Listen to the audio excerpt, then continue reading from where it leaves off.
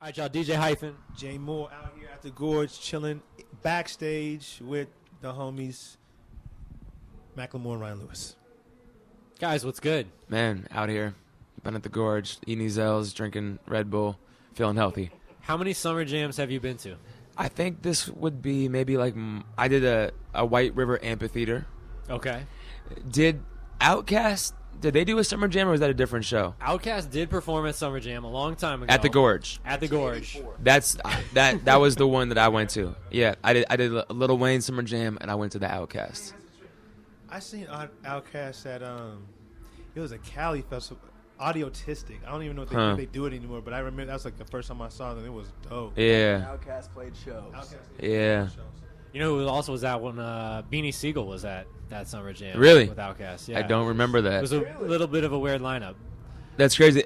It still goes as my number one performance that I've ever seen.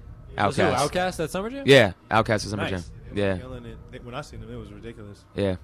Nice. Well, now you guys are out here hosting. Is a little bit strange hosting like a show that obviously you guys growing up in Seattle or in Washington at least have been familiar with for years, and now you're out here on the main stage hosting. You know what?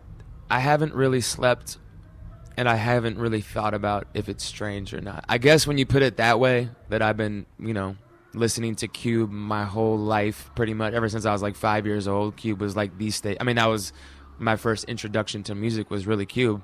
So the fact that, a couple years later, I'm here hosting it is kind of crazy, yeah. Back then, when you were listening coming up, was it like it wasn't the same format? It was like Chet Baker playing like Hall & Oates and stuff like that. I'm not that old, but yeah. I'm not It wasn't hits and hip hop when you were 5 though. Maybe not, but it was. It was a rhythmic radio station. I'm pretty sure. Okay. I don't know if they're playing Hall & Oates though. No, because that's what I remember. Yeah. They was on some whole other. Yeah. But yeah, you guys are doing a great job hosting. Thank you. Coming from two lifelong Cube 93 hosts. Lifelong host. We've only been doing this for 8 years. Oh, only 8 years. Yeah, it has gone. That puts you in the OG status. We did have you on the show in like 2005. Yeah, in the first year we did it. You were on in 2005? I guess so. Yeah. Yeah, you were. Yeah. And then I was Ryan. on 06. Yeah, 06. Yeah. took Ryan a year. Took me a year to catch up. I remember that interview actually. Which one? Our interview? Or Yeah, Ryan's with interview? Ryan. I messed up. I said something really stupid. We don't have to go back on that. It's all Do you I remember only what it I was? only do dudes or something like that, and No, I remember this now. At the time, nobody knew that I made beats. They only knew I was a photographer for unknown hip-hop rappers. And you asked me, somebody asked me for a photo shoot. And I said, mistakenly, I only do dudes. And referring to just pictures. Yeah, obviously. And it was, yeah, anyway. The sh- Same love. I mean, as a teenager. Same love. and that was before the pause era too. So you really just couldn't. There even- was no pause Yeah. to be followed. Actually, you said pause. No, it You was. said pause. it was pause. There was Definitely pause. The beginning. Maybe this was 07. It was the beginning of the pause generation. Yeah. Well, now you're world superstars, internationally famous, world-renowned superstars. That's strange. I'll just put it out there. Yes. I don't really find it strange. I think what's surreal to me, we talked a little bit about this before, is not that you guys are having success, Yeah. because you're talented. Although I am surprised that whenever talented artists break through, just Yeah. because traditionally they don't. What's strange to me is seeing you guys on programs that I've never really thought anyone that I knew could ever be on, like an Yeah. SNL, a Colbert show, Yeah. like the VMAs, right? Those kind of events. That's what's surreal to me watching, because I'm like, yo, I know those dudes. The Yeah. Ellen Show. Yeah. The illest thing for me, like in kind of watching and witnessing you guys like through the television, wasn't SNL, Ellen, and it was when you were on speaking with Christian Amanpour. That was that was yeah. real to me because I was like it was in context based on the topic. Yeah. But it was just like to have you up there having that exchange with her. Yeah. And she's talking about her son and how he's a big, huge, music fan and he loves Macklemore. That just bugged me out because I'm a fan of hers. Yeah. Like not CNN so much, but her show. It was great. Yeah. I was bugged out. That's awesome. Have you guys had any moments where you're like, yo, that's crazy. This person I've kind of watched my whole life. Now I'm chatting with them, or now I'm friends with them. Nardwart. Nardwar. I think that all those things that you've mentioned have definitely been, kind of like stepping stones and strange on a certain level. SNL was up there. The MTV Movie Awards were definitely up there. You just get to that. Particularly the MTV Movie Awards. It was like all those celebrities that are in the house. You're sitting next to like Samuel L. Jackson and Jamie Foxx and people that are like, yo, I love what you guys are doing. Like hearing like Samuel L. Jackson and Jamie Foxx like give us props on our music is very surreal, and very humbling and it's crazy that they even know who we are. That's kind of what it hits you with. All right, so I've been thinking about this, and a lot of people in Seattle kind of have who've been following you very closely. Like the success with this album, strategy-wise, maintaining this momentum while touring, while prepping for the next album.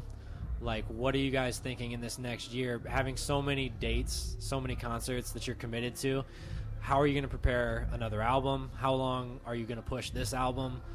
Do you guys sit back and think about that, or do you just kind of let it naturally go? Absolutely. And I think that, when you have an album that comes out, does well, and there's a lot of demands, particularly for shows, and then you find yourself doing what we're doing, which is 220, 230 shows this year, you do hit a point where you're like, it would be very nice to go into the studio. It would be very, very nice to be able to contrast this and have a balance and be creative, but you have limited time, so I think you're constantly thinking about that. And you know what? I think, one of the smartest things we did with the heist was take our time. And I think that, we met and decided to do a project wanting to do a mixtape in 2 weeks, and found that we both, once we tried that, weren't satisfied with what it sounded like. And so I think going in to make another album, I think that there's more benefit to taking your time with it. And that as we enter next year, get back in the studio, as we even enter the fall, and get in a better place to be creating music on the road, that we'll slowly figure out what the next project is going to sound like. You just mentioned something in terms of like the mixtape and you guys being separate artists and then coming together with art and idea to work on a project, a unified project. And that got me thinking, just listening to you. Do you guys ever feel now that you have come together and the success of you guys joining together, is there any pressure to like maintain that union, or do you still feel that it's within your creative right to kind of you do your thing in a certain way or you to do your thing in a certain way? Do you guys ever think about that? Like, what would you putting out a record with other producers or you producing other artists? Yeah, I don't think it's a touchy subject. I think that we'll do another full-length album for sure. I think that's obvious, and I think we're at a point where he's getting hit up daily for features, and that both of us have interest, like anyone else, in working with different people, and I think that we both respect that. And I think right now it's very easy because there's not a lot of time to really do anything, so it hasn't been a decision to be made. But I think that going into 2014, I think it's just a balance. Like, first and foremost, you want to dedicate time to your own record. And beyond that, I think we're both very fully supportive of each other in taking on things that are interesting. So where do you guys want to go with the next record? Are you already thinking about it, or are you concepting songs? I've started writing a little bit. Ryan hasn't had a chance to make beats yet. We're so far out from it. I'm just going to put it out there, acapella album. An acapella album is definitely in the works. Followed up by an instrumental album. Boom. And then we put out the full length. I don't know. Then just mix them together. Boom. 3 releases. Done. Watch iTunes. Just rack it up. You're a genius. But you said you started writing? Yeah. I've been writing a little bit. It's been tough to even put together 3 hours of sleep each night. So to like actually think about being in the studio or writing anything that's going to be used for the next album, I'm just writing to try to kind of keep up with, keeping the pen sharp, and we'll see where it goes. But I think that right now it's about shows. As Ryan said, in the fall we're gonna have a studio bus. When Rocky was here on the Rihanna tour, I was kicking it with him and he showed me his bus, and Kendrick showed me his bus, and I was like, I gotta have a studio bus. So we actually got Rocky's bus for the fall tour. The exact bus. The exact bus. I'm stealing it from Rocky. The difficulty at times in like sleeping or Yeah. resting because you're just so charged. You know Yeah. what I mean? Knowing that you gotta sleep, but just kind of being kept up because the energy, Absolutely. the momentum, the spirit, whatever it is just it literally keeps you awake. So like, what do you, either one or both of you, do to kind of find, you know, that space where you can be quiet, you know? And I mean, you don't. You sleep on airplanes, and you sleep in vans when you're traveling someplace. You sleep in the green room, but none of it is like REM cycle sleep. Like, you're not hitting that point where you're actually like really sleeping. But there isn't, and that's the difficult. You know, 2013, as great as it has been, as grateful for this type of year that we are, it has been challenging just in terms of sanity, of keeping up with your own mental and physical health. Yeah, just being a human on the road is challenging. Well, take care of yourselves, fellas. Like, as much as we enjoy the music and as much as you make us proud in Seattle watching you on all these shows and stuff, do take care of yourselves and make sure we can get another album at least next year. Yeah. Don't die. Don't die. Don't die. That's my advice to you All guys. right. We won't. Mac, Ryan, thank you guys so much. DJ Hyphen. man, we waited all this time. We got to wrap it up. I'm just kidding. That's Jay Moore over there. Sunday night sound session. It's been awesome watching you guys throughout the years and continued success. We're looking forward to seeing what next year brings. And to end it, it's dope to have you guys. You know, I've known you guys. I've known Jay for 15 years. I've known you for over a decade, probably. Like, to watch you guys hold down a radio show like Sunday Night Sound Session, and then to make moves in the industry. And there's very few people that I feel like I want to make proud. Like, it's dope to see when people are proud of you.